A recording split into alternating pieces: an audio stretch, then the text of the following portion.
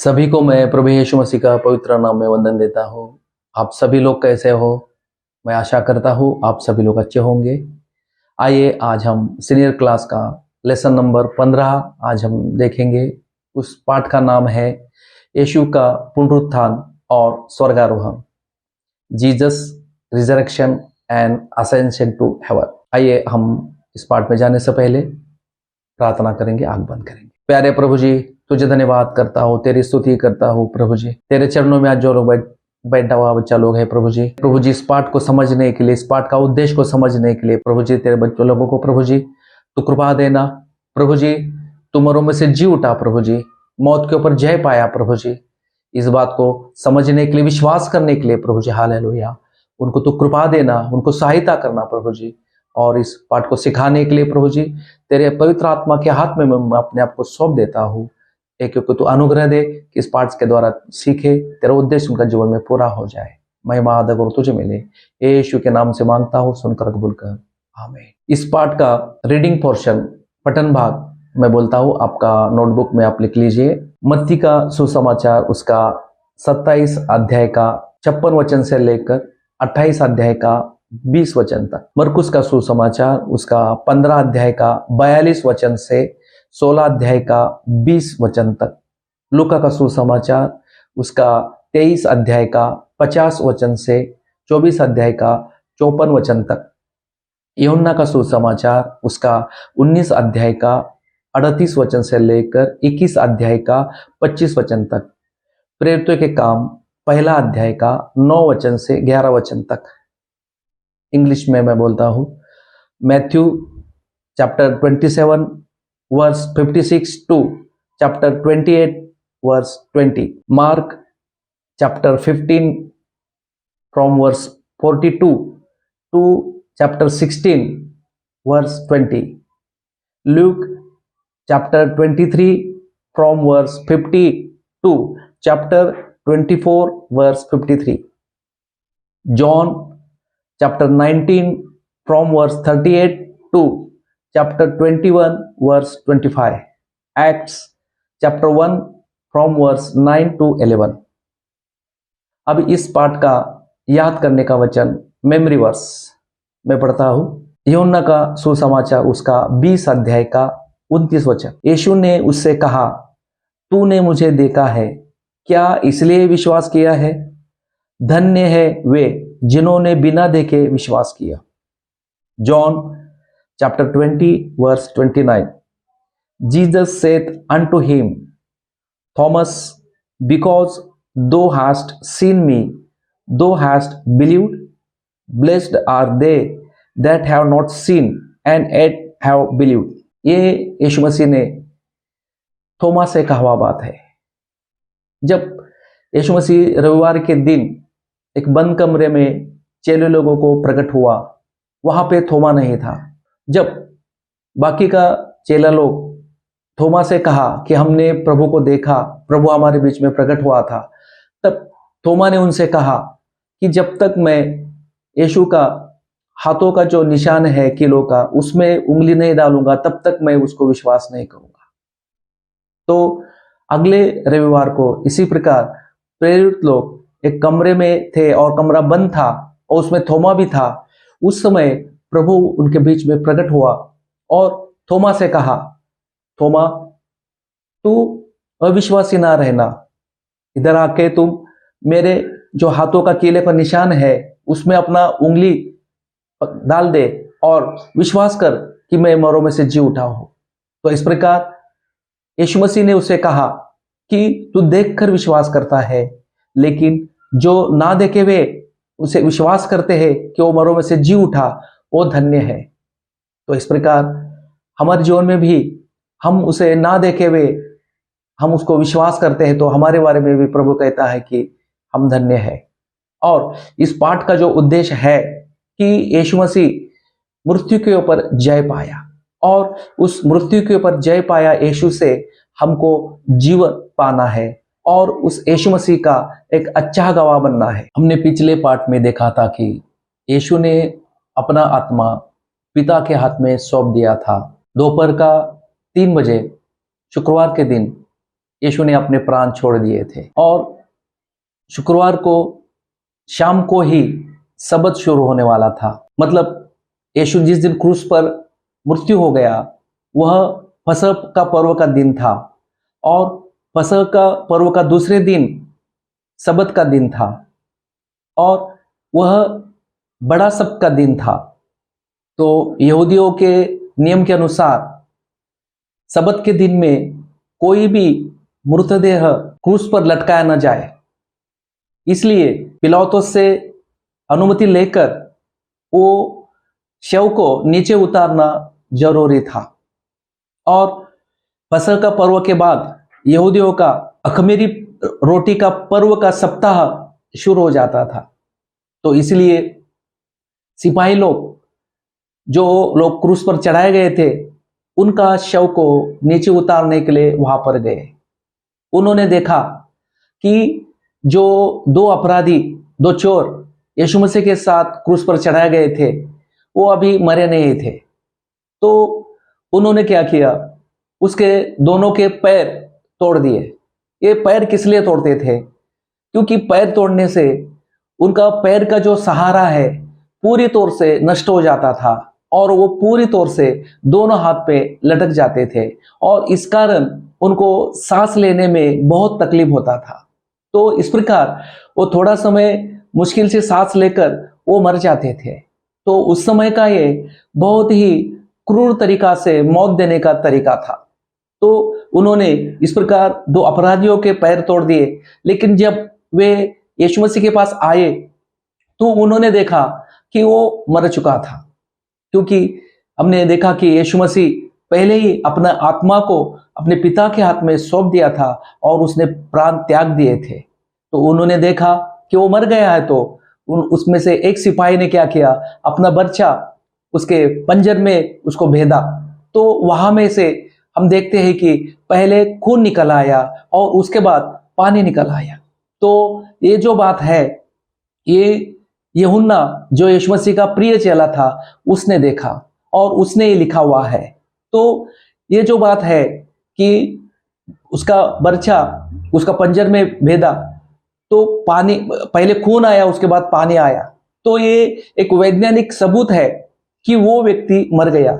जिस व्यक्ति का इस प्रकार पंजर से पहले खून निकलकर बाद में पानी निकलता है, वैज्ञानिक तौर पे यह सबूत हो जाता है कि वो व्यक्ति मर गया। तो उन्होंने देखा कि यीशु मसीह इस प्रकार मर गया है, उसका पंजर से लहू और पानी निकला, तो उन्होंने उसके हड्डी ना तोड़ी। क्योंकि निर्गमन 12 अध्याय का 40 वचन में ऐसा भविष्यवाणी है कि उसके हड्डी ना तोड़े जाएगी। तो यीशु मसीह का विषय में ये भविष्यवाणी लिखा था, वो भी पूरा हो गया। हम यहाँ पे देखते हैं कि यीशु मसीह के पैर नहीं तोड़े, और इस प्रकार उसका शव को नीचे उतारने के लिए वहां पे शुरू हो गया।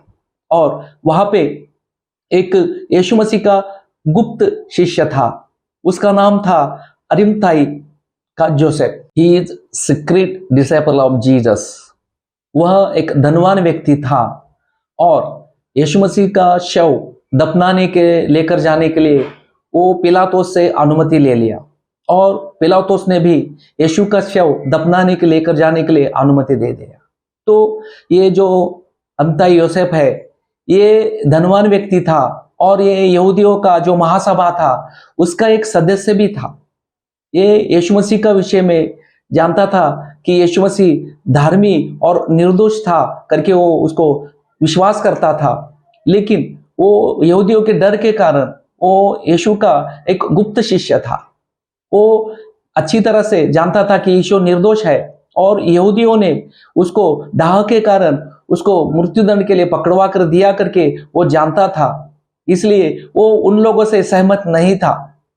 तो जब यीशु मसीह का इस प्रकार शव दफनाने के लिए समय आया, तो हम देखते हैं कि और एक यीशु मसीह का गुप्त चेला, गुप्त शिष्य निकोदेमुस, वो भी वहां पे आया।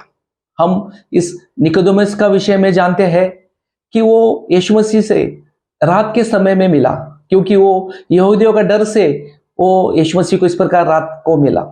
यीशु मसीह ने उससे कहा था कि जब तक तू नया सिरे से नहीं जन्मेगा परमेश्वर का राज्य देख नहीं सकता। जब तक पानी और आत्मा के द्वारा तू नया जन्म नहीं लेता तब तक परमेश्वर का राज्य में प्रवेश नहीं कर सकता था। तो इस प्रकार निकोदेमस एक अच्छा व्यक्ति था, एक धार्मिक व्यक्ति था, और वो यीशु को मिलने आते समय तकरीबन 100 पाउंड वो गंधरस और एलोवा का मिश्रण साथ में लेके आया था ताकि यीशु को दफनाते समय उसका शव को वो लगा सके। तो इस प्रकार यीशु मसीह कई प्रकार लोगों को चंगाई देते समय और यीशु मसीह यरूशलेम में होसन्ना होसन्ना होकर प्रवेश होते समय उसका कई चेला लोग उसके साथ था, लेकिन अब यीशु को क्रूस पर चढ़ाते समय यूहन्ना को छोड़कर और दूसरा कोई चेला उसके साथ नहीं था। और यीशु का देह इस प्रकार उसका ये करने के लिए, उसका कब्र में रखने के लिए, दफनाने के लिए अभी ये जो गुप्त चेला था वो आगे आया। हम देखते हैं कि इस प्रकार ये अरिमथाई योसेफ और निकोदेमस उसका दफनाने के लिए आगे आया, और ये दोनों ने इस प्रकार उसका दफनाने के लिए एक उसका शरीर को इस प्रकार वो गंधरस और जो अलवा का मिश्रण वो लगाया और उसको एक सन्नी कपड़ा में, उसको कफन में उसको डाल दिया।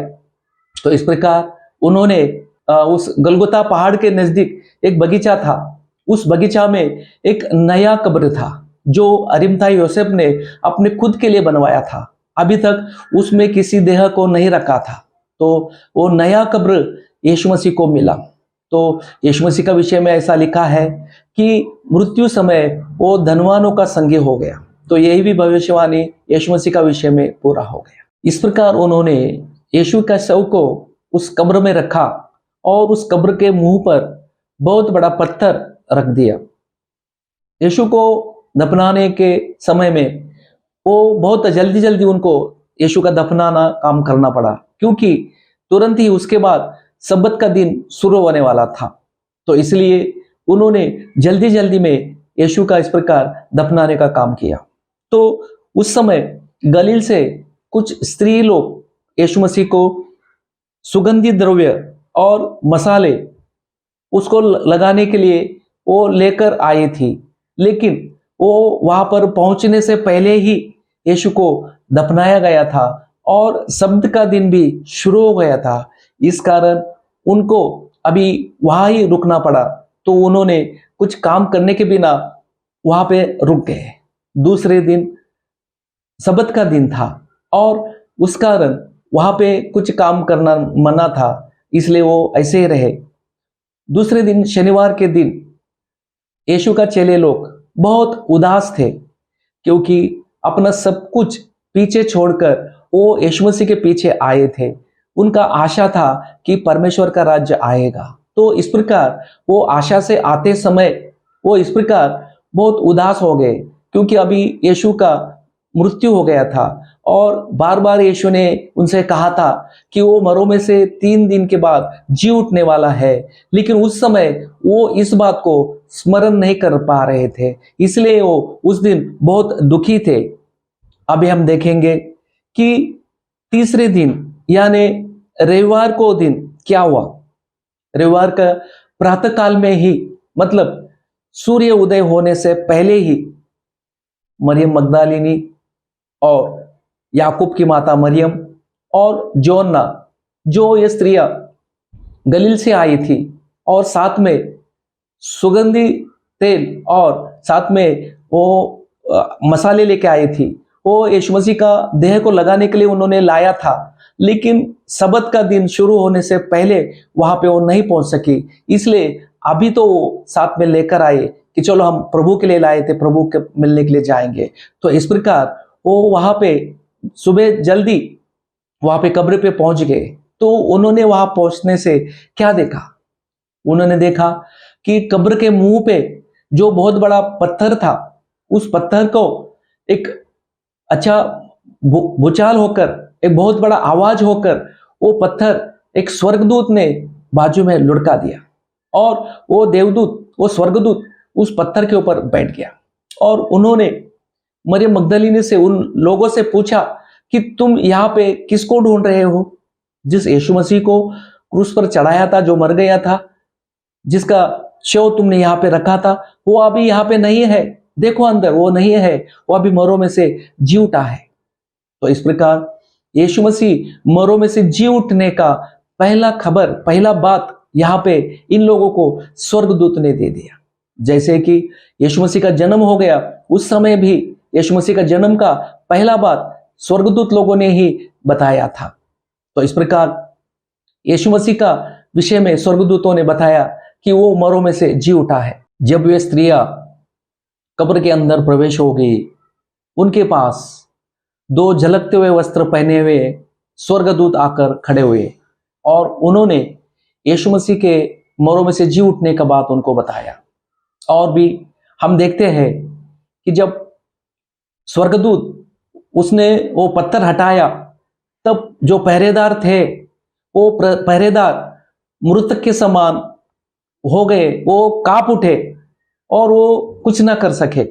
और वो दूत ने उस पत्थर के ऊपर लगाया हुआ रोमन सरकार का जो मुहर था, वो मुहर भी तोड़ दिया था।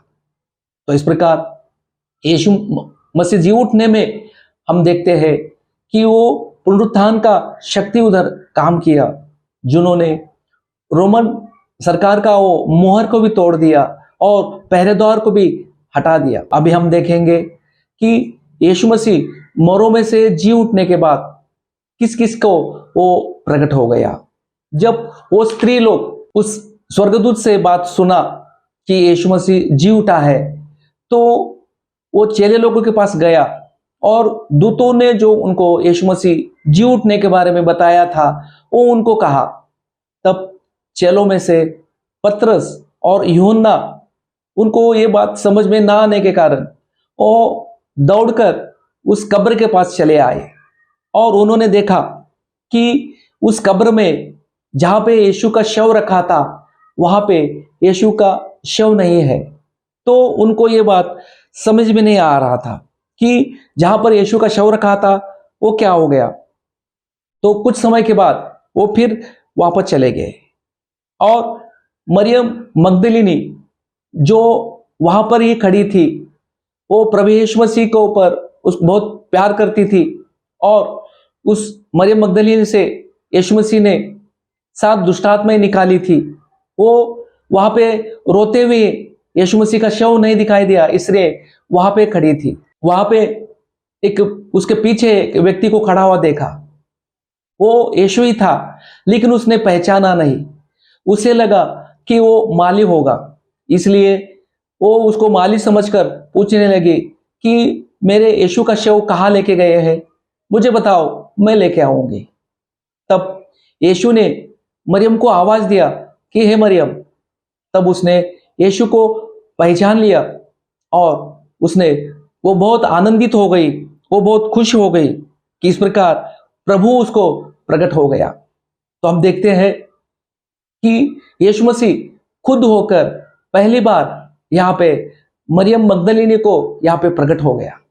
हम देखते हैं कि हव्वा के द्वारा शैतान ने धोखा देकर पाप प्रवेश करवाया था।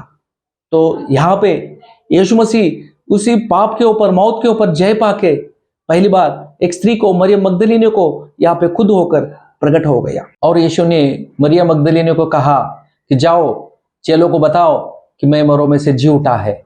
तब मरियम मगदलिनी चेलों लोगों के पास गया और उनको कहा कि मैंने प्रभु को मरे हुए से जी उठे देखा है और मैंने उससे बात किया है। तो इस प्रकार उस दिन यीशु मसीह मरों में से जी उठकर मौत के ऊपर जय पाकर इस प्रकार वो उधर चेलों लोगों को प्रकट हुआ। हम देखते हैं कि उस रविवार के दिन, जिस दिन प्रभु मरों में से जी उठा था, उसी दिन 2 चेले लोग यरूशलेम से इम्माउस नाम के गांव में जा रहे थे। वो गांव यरूशलेम से तकरीबन 7 मील की दूरी पर था। तो उसमें से एक चेले का नाम था क्लियोपास, और वो दोनों आपस में यरूशलेम में उन दिनों में जो घड़ी घटना है, वो आपस में उसकी चर्चा करते हुए, उसका बात में बोलते हुए वो जा रहे थे। तो उसी समय यीशु उनके साथ आप ही चलना शुरू कर दिया। लेकिन उनको ये समझ में नहीं आया कि ये यीशु उनसे बात कर रहा है, क्योंकि उनकी आंखें इस प्रकार बंद की गई थी। तो यीशु ने उनसे पूछा कि आप ये किसके विषय में बात कर रहे हैं? तो उन्होंने उसको पूछा कि क्या तुम इस यरूशलेम में परदेसी हो क्या? इन दिनों में यरूशलेम में जो घटना घटी उसके विषय में तुम नहीं जानते क्या? तुम यीशु नासरी के विषय में नहीं जानते क्या? उसको किस प्रकार इन लोगों ने सताया, किस प्रकार उसको मृत्युदंड दिया, किस प्रकार उसको क्रूस पर चढ़ाया, उस विषय में क्या तुम नहीं जानते क्या?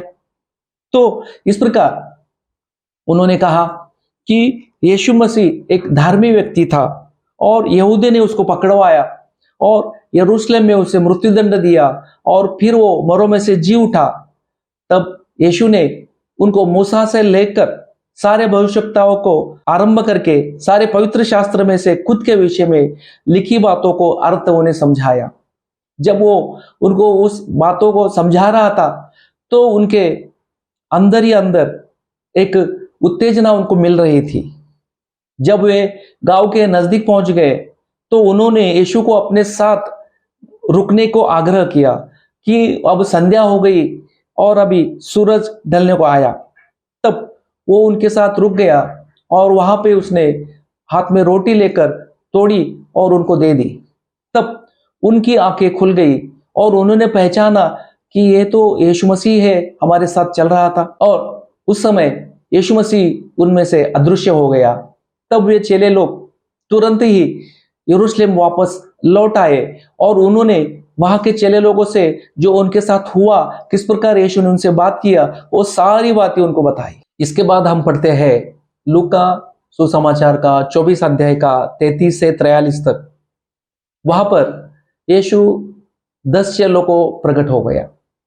वहां पे हम देखते हैं कि रविवार के दिन शाम को सब चेले लोग एक बंद कमरे में बैठे हुए थे, क्योंकि यहूदियों के डर से वो दरवाजा बंद करके बंद कमरे में बैठे थे। उस समय थोमा उनके साथ नहीं था। उस समय यीशु उनके बीच में प्रकट हो गया।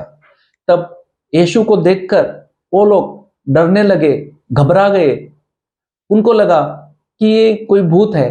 तब यीशु ने कहा, तुम क्यों डर रहे हो? तुम क्यों संदेह कर रहे हो? मैं यीशु हूं, मैं मरों में से जी उठा हूं। देखो, आत्मा को हाथ और पांव नहीं होते। देखो, आत्मा को हड्डी और मांस नहीं होता। देखो, मुझे हाथ और पैर है। तुम मुझ पे संदेह ना करो, मैं ही मरों में से जी उठा हूं। यीशु ने उनके बीच में इस प्रकार अपने आप को प्रकट किया। उसके बाद हम देखते हैं कि एक सप्ताह के बाद इसी प्रकार चेले लोग बंद कमरे में इकट्ठा हुए थे।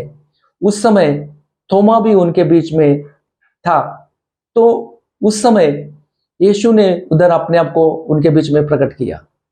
तो इससे पहले जब थोमा उनके बीच में नहीं था और यीशु उनको प्रकट हुआ था, तब बाकी चेले लोगों ने थोमा से कहा था कि हमने प्रभु को देखा, हमने प्रभु को मरे हुए से देखा। तब थोमा ने कहा कि तब तक मैं विश्वास नहीं करूंगा जब तक मैं यीशु के हाथों में जो किले का छेद है वो देखूंगा नहीं और उस छेद में अपना उंगली नहीं डालूंगा और उसके पंजर में अपना हाथ नहीं डालूंगा, तब तक मैं उसे विश्वास नहीं करूंगा। तो इस प्रकार थोमा को इस प्रकार प्रतीति आने के लिए, उसको विश्वास आने के लिए और उसका अविश्वास दूर करने के लिए यीशु मसीह ने थोमा से कहा, थोमा, क्या तूने मुझे देख लिया इसलिए तू विश्वास करता है क्या? लेकिन जो लोग बिना देखे मुझे विश्वास करते हैं वो धन्य है। तब थोमा ने प्रभु को देखकर कहा, मेरा प्रभु, मेरा परमेश्वर। तो यहां पे हम देखते हैं कि थोमा जो अविश्वासी बना, उसने विश्वास करने के लिए तैयार नहीं था कि यीशु मसीह मरों में से जी उठा। जब तक वो ना देखे तब तक विश्वास करने के लिए तैयार नहीं था। इस कारण यीशु मसीह ने उसके अविश्वास को फटकारा। लेकिन हम ऐसा नहीं करना। हम जो प्रभु का वचन जो हमको बोलते हैं उस वचन को सुनकर हम विश्वास करना है। हमको देखकर विश्वास करने के लिए हम ऐसा ये नहीं करना। और जो लोग ना देखकर विश्वास करते हैं, प्रभु उनको धन्य कहता है, क्योंकि वचन में जो बातें बोली है, जो भविष्यवाणी उधर लिखा हुआ है, वो हम सुनकर हम विश्वास करना है। हमको इसलिए उद्धार पाना है और हमको इस प्रकार जीवन पाना है। मरों में से जी उठने के बाद यीशु किस किस प्रकार किस किस को प्रकट हुआ, ये देखते समय हम पढ़ेंगे यूहन्ना का सुसमाचार उसका 21 अध्याय का 1 से 23 में। यीशु 7 चेलों को प्रकट हुआ। तिबिरियास झील के किनारे 7 चेलों को यीशु मसीह प्रकट हुआ। पतरस, थोमा, नतनेल, यूहन्ना, याकूब और 2 चेले वहां पर तिबिरियस के किनारे गए थे। हम देखते हैं कि पतरस उस समय नाराज था और दुखी भी था, क्योंकि यीशु का न्याय होते समय पतरस ने यीशु को 3 बार इनकार किया था। यीशु ने पहले ही पतरस को कहा था कि तू इस बार मुझे इनकार करेगा, फिर भी यीशु के बात पतरस ने नहीं मानी थी और उसने अपने आप के ऊपर ही भरोसा किया था, अपने सामर्थ्य के ऊपर भरोसा किया था और यीशु को उत्तर दिया था कि नहीं नहीं प्रभु, मैं तुम्हारे लिए मरने के लिए भी तैयार हूं। तो इस प्रकार पतरस वहां पे हमको दिखाई देता है कि वो सेल्फ कॉन्फिडेंट, मतलब अपने आप के ऊपर आधार करने वाला, भरोसा करने वाला है, लेकिन इस प्रकार अपने आप के ऊपर आधार करने वाला कुछ काम का नहीं होता है। तो इसलिए पतरस नाराज था, दुखी था और ये चेले लोग सब जानते थे कि यीशु मरों में से जी उठा, लेकिन अभी आगे क्या करने का था वो नहीं जानते थे, उनको पता नहीं था। इसलिए पतरस अभी वो सोचा चलो अभी मैं जो पहले मछली पकड़ने का काम करता था, चलो अभी मैं फिर से मछली पकड़ूंगा। तब बाकी चेले लोग भी कहा मैं भी तुम्हारे साथ आता हूं। तो इस प्रकार बाकी के 6 लोग भी पतरस के साथ मछली पकड़ने के लिए नाव में चढ़े। तो वहां पे हम देखते हैं कि यीशु मसीह ने उनको पहले बुलाते समय उनके पीछे आने के लिए बुलाया था और कहा था कि तुम मछली पकड़ने वाले हो, मैं तुमको अभी मनुष्य को पकड़ने वाला बनाऊंगा। तो यीशु का वो बात वो लोग अभी भूल गए थे। अभी वो इस प्रकार मछली पकड़ने के लिए नाव में गए, लेकिन रात भर उन्होंने प्रयास करके भी उनको कुछ भी मछली नहीं मिला। भोर के समय यीशु किनारे पे खड़ा हुआ, उनको पूछ रहा है कि हे बालकों, तुम्हारे पास कुछ मछली है क्या? तब उन्होंने जवाब दिया कि हमारे पास कुछ भी नहीं है। यीशु मसीह ने कहा कि तुम नाव की दाहिनी ओर जाल डालो, वहां पे तुमको बहुत मछली मिलेगा। जब उन्होंने उस नाव के दाहिनी ओर जाल डाल दिया, तब वहां पे उनको बहुत सारी मछली मिल गई और उन्होंने तब पहचान लिया। तब यूहन्ना ने कहा पतरस से कि यार ये तो प्रभु है, उन्होंने पहचान लिया। तो इस प्रकार यीशु मसीह उनको इस प्रकार प्रकट हो गया। तो उस समय यीशु मसीह ने उनको किनारे पे वो लोग आए, तब पूछा कि तुम्हारे पास जो मछली है वो लेके आओ।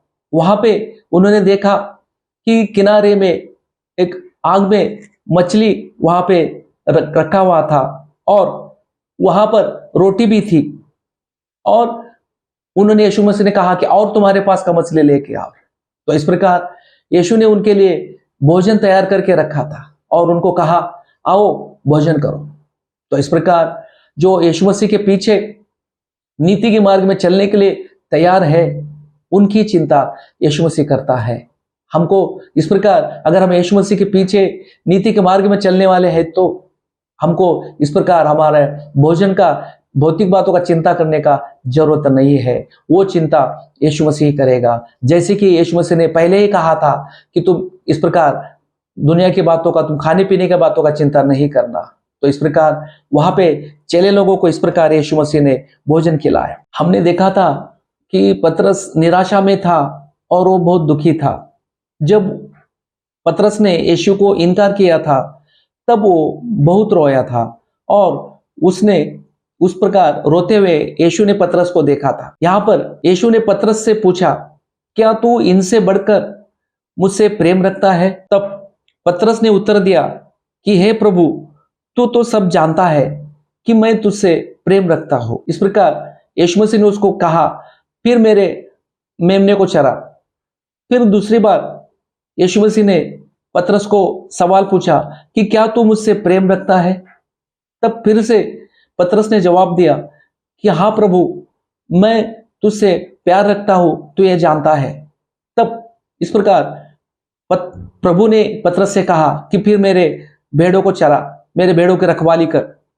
तो इस प्रकार तीसरी बार जब यीशु ने पतरस को पूछा कि क्या तू मुझसे प्रेम रखता है, तब पतरस ने रो रो कर प्रभु को जवाब दिया कि प्रभु, तू सब कुछ जानता है कि मैं तुझसे प्रेम रखता हूं। तो इस प्रकार यहां पर हम देखते हैं कि पतरस अपने आप के ऊपर आधार नहीं कर रहा है, जबकि पहले बार जब यीशु ने उसे कहा था कि तू 3 बार मुझे इनकार करेगा, तब वो यीशु के ऊपर आधार नहीं कर रहा था, तब वो अपने ऊपर, अपने सामर्थ्य के ऊपर आधार कर रहा था। लेकिन यहां पर वो देखता है, हम देखते हैं कि वो अपने ऊपर आधार नहीं कर रहा, वो यीशु के ऊपर आधार कर रहा है। तो यीशु इस प्रकार उससे बातें कर रहा था क्योंकि इस प्रकार कमजोरों को बल देने के लिए, कमजोरों को सामर्थ्य देने के लिए यीशु जानता है। यीशु पतरस की कमजोरी जान गया था कि वो कमजोर है और कमजोरी के कारण वो इस प्रकार इनकार किया, वो गिर गया था, वो जानता था। तो उसको खड़ा करने के लिए, उसको प्रोत्साहित करने के लिए, उसको सामर्थ्य देने के लिए इस प्रकार पतरस से यीशु मसीह बात किया था। तो इस प्रकार जो लोग भी कमजोरी के कारण इस प्रकार गिर जाते हैं, प्रभु के ऊपर विश्वास करते समय पीछे हटते हैं, उनको प्रभु जानता है। उनको कमजोरी के कारण इस प्रकार हो गया करके प्रभु समझता है। प्रभु उनको बल देता है, उनको खड़ा करता है, उनको प्रोत्साहित करता है। उसी प्रकार हम भी इस प्रकार अपने आप को कमजोर होते हुए भी हम प्रभु के हाथ में अपने आप को सौंप देना है, प्रभु के ऊपर हम आधार करना है, तभी हमको प्रभु आधार देगा, प्रभु हमको सहायता करेगा। हम देखते हैं आखिरी में लूका का सुसमाचार का 24 अध्याय का 50 और 51 वचन में हम पढ़ते हैं, और प्रेरितों के काम पहला अध्याय का 9 से 11 वचन में हम पढ़ते हैं कि 40 दिन तक यीशु मसीह कई चेले लोगों को प्रकट होते रहा, वो उनसे बातें करते रहा, कई लोगों को प्रोत्साहित करते रहा, तुमको शांति हो, इस प्रकार वो कहते रहा। यीशु मसीह ने चेलों से कहा कि जब तक तुम पवित्र आत्मा का सामर्थ्य न पाओ, तब तक तुम यरूशलेम छोड़कर नहीं जाना। जब पवित्र आत्मा तुम पर आएगा, तुम पृथ्वी की छोर तक मेरे गवाह बन जाओगे। यहां पर यीशु मसीह पिता परमेश्वर का इच्छा उनको बोल रहा था, बता रहा था। तो यीशु मसीह मोरों में से जी उठा। इसका मतलब है कि अभी वो पाप के ऊपर जय पाया, संसार के ऊपर जय पाया, मृत्यु के ऊपर जय पाया। अभी स्वर्ग और पृथ्वी का सारा अधिकार यीशु मसीह ने प्राप्त किया था, और उसी अधिकार से यीशु मसीह चेले लोगों को आज्ञा दिया कि जाओ, अभी सारे राष्ट्र के लोगों को तुम सुसमाचार प्रचार करो, उनको बपतिस्मा दे दो, ताकि उनको पाप क्षमा मिले, उनको उद्धार मिले, उनको अनंत काल का जीवन मिले।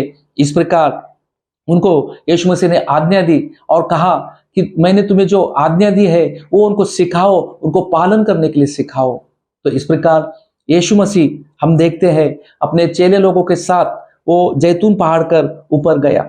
वहां पे उसने हाथ उठाकर आशीर्वाद दे दिया और वह उनसे अलग हो गया और स्वर्ग में उठा लिया गया।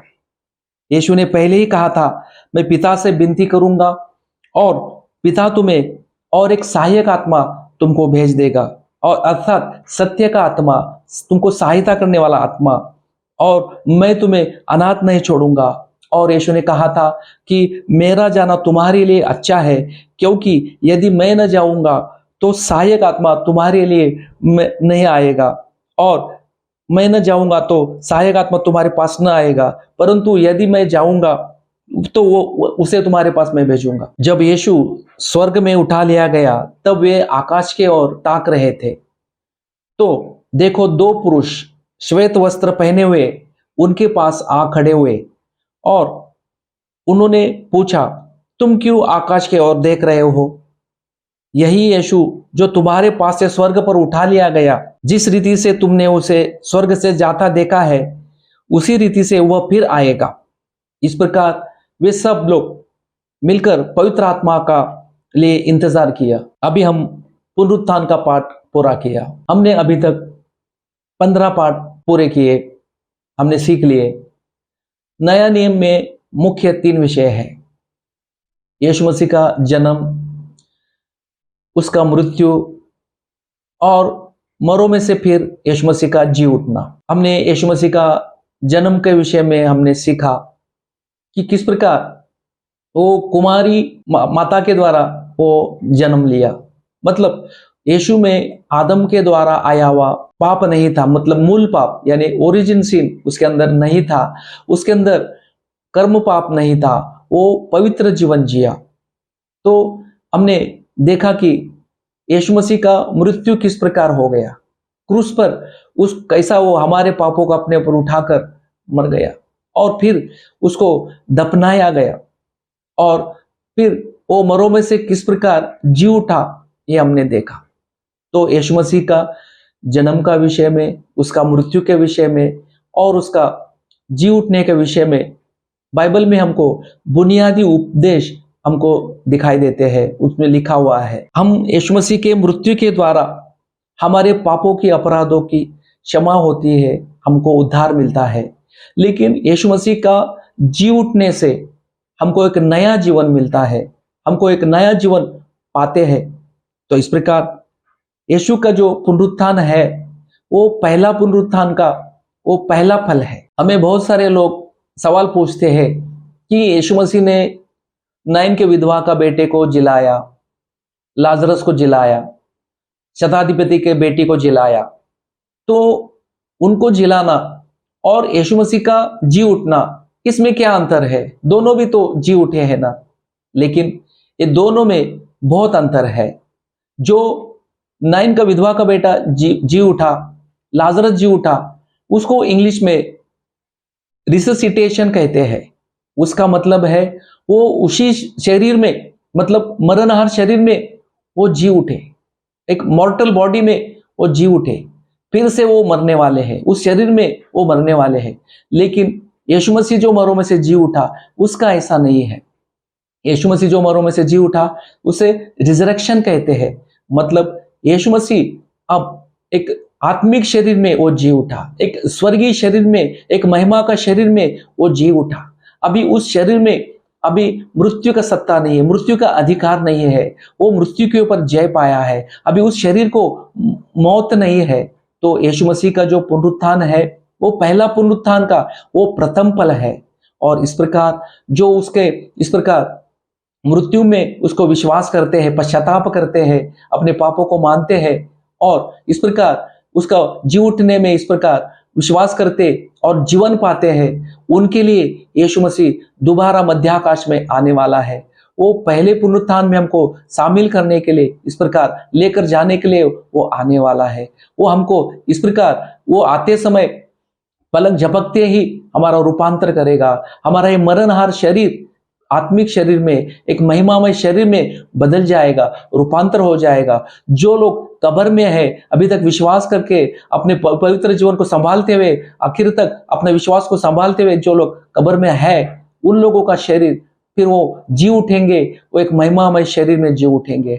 तो इस प्रकार हम लोगों को वो आशा दिया हुआ है कि प्रभु ने हमको इस प्रकार एक नया जीवन, एक अनंत काल का जीवन देने के लिए, हमको अभी दुनिया का बात के लिए नहीं, अभी दुनिया का नाश होने वाले बात के लिए नहीं, हमको एक अनंत काल का जीवन, एक नया आकाश, एक नया पृथ्वी, उसका आशा हमको दिया हुआ है। और उसमें हमको प्रवेश करने के लिए हमको एक नया, एक आत्मिक शरीर का, एक महिमामय शरीर में हमको प्रवेश होना, एक बदल होना हमको जरूरी है। और वो केवल हमको यीशु मसीह का उसके ऊपर विश्वास करने के द्वारा, मन फिराने के लिए द्वारा हमारे जीवन में वो होता है। इसलिए हमारे जीवन में ये बातें हम जरूरी समझना है। इसमें हम जरूर उसका जन्म, उसका मृत्यु और उसका जी उठना हमारे जीवन में वो विश्वास करना है, पश्चाताप करना है, मन फिराना है और इस प्रकार उसका पहले पुनरुत्थान में हम शामिल होने के लिए हमको सिद्ध होना है, तैयार होना है। आइए प्रार्थना करेंगे, हम आंख बंद करेंगे। प्यारे प्रभु जी, तुझे धन्यवाद करता हूँ, तेरी स्तुति करता हूँ प्रभु जी। प्रभु इस तरह जी उठने के द्वारा, प्रभु जी इस पाठ के द्वारा, प्रभु जी आज तो हमसे बात किया प्रभु जी। हाँ प्रभु जी, ये तेरा जी उठना केवल एक सीखने के लिए नहीं प्रभु जी, वो उसके ऊपर विश्वास करते हुए प्रभु जी हालेलुया, वो हम एक एक को जीवन पाने के लिए, नया जीवन पाने के लिए प्रभु जी हालेलुया, एक एक को तेरे हाथ में सौंप देता हो। प्रभु जी इन दिनों में तेरे पवित्र आत्मा एक एक को इस प्रकार सहायता करे। प्रभु जी एक एक को तो जो प्रभु जी कमजोरी से गिर पड़े हैं प्रभु जी, उनको खड़ा करने के लिए प्रभु जी उनको तू बल दे, उनको सामर्थ दे, उनको तू प्रोत्साहित कर। एक एक को तेरे हाथ में सौंप देता हो। सारा महिमा आदर गौरव तुझे मिले, यीशु के नाम से मांगते हैं, आमीन। इस पाठ का नीचे जो डिस्क्रिप्शन बॉक्स में जो लिंक दिया हुआ है वहां पे डाउनलोड कीजिए और वहां से आप लोग आपका सवाल जवाब आपका नोटबुक में लिख लीजिए।